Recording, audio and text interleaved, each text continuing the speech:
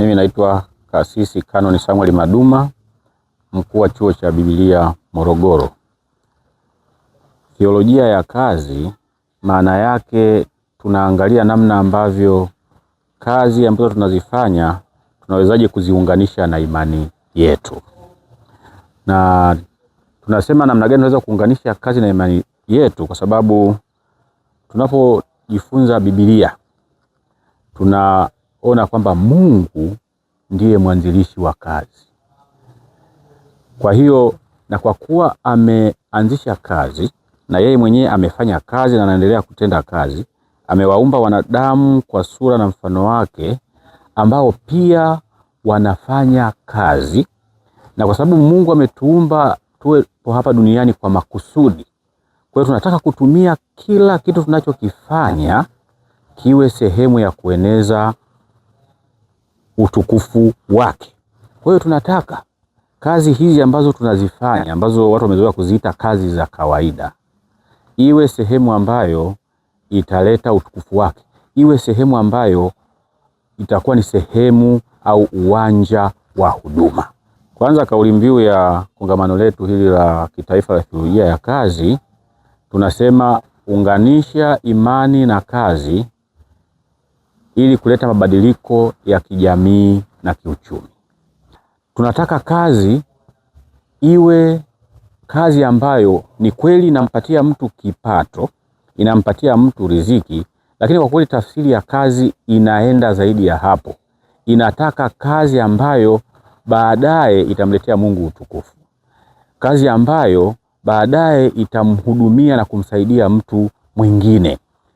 Washiriki wa mkutano huu walikuwa ni viongozi wa kanisa kwa maana ya wachungaji, wainjilisti na wengine, lakini ilikuwa ni wafanya biashara, Wakristo ambao wanajihusisha na masuala ya biashara na ujasiriamali, Wakristo ambao wanafanya kazi serikalini, Wakristo ambao wanafanya kazi katika sekta binafsi na kadhalika. Na lengo kwa kweli ni kuwasaidia namna gani wanaweza kuunganisha imani na kazi zao ili kwa kweli kazi iwe na mchango wa kueneza ufalme wa Mungu.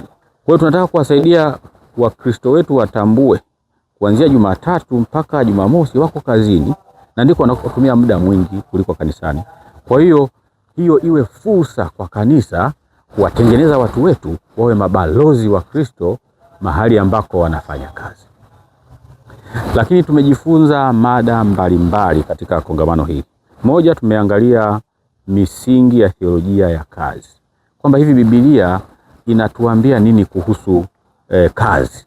Na tumeona kwamba kwa kweli Biblia inatuambia kwamba kazi, mwanzilishi wa kazi ni Mungu. Mungu mwenyewe alifanya kazi.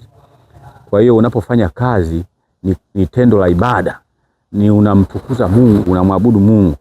Tuliwaalika watoa mada waliobobea katika theolojia na katika sheria na ambao kwa kweli wamefanya kazi yao vizuri. Kwa mfano, tumekuwa na mkufunzi kutoka Uingereza anaitwa Profesa Steve Walton. Yeye ni profesa wa Agano Jipya, lakini pia ni mtaalamu wa masuala ya theolojia ya kazi na ameandika vitabu vingi kuhusu jambo hilo. Mkufunzi mwingine alikuwa ni Dr. Alfred Sebahene. Yeye ni lecturer wa Chuo Kikuu cha St. John's kule Dodoma. Naye alikuja kuzungumza kuhusu mambo yanayohusu uadilifu pamoja na utawala bora. Lakini mkufunzi mwingine alikuwa ni Dr. Baraka Mkami. Yeye ni mhadhiri wa Chuo Kikuu cha Dodoma kutoka shule ya sheria, mbobezi wa mambo ya sheria, ambaye alikuwa na wajibu wa kueleza namna gani sheria inaweza kuwa na mchango katika kuleta mabadiliko katika jamii na kiuchumi na hasa katika mtazamo wa kibiblia. Lakini tulikuwa na mkufunzi mwingine anaitwa Godwin Chisae. Yeye ni daktari wa theology na yeye alikuwa anazungumza kuhusu kazi ni ibada na ushuhuda kwa watu wengine ambao wanatutazama tunapofanya kazi katika maeneo yetu ya kazi. Lakini tulikuwa na mkufunzi ambaye ni Profesa Balozi Emmanuel Mbena, anatoka katika taasisi inaitwa Teach Beyond ambaye alikuwa ni balozi na alikuwa makamu mkuu wa chuo kikuu cha St. John's.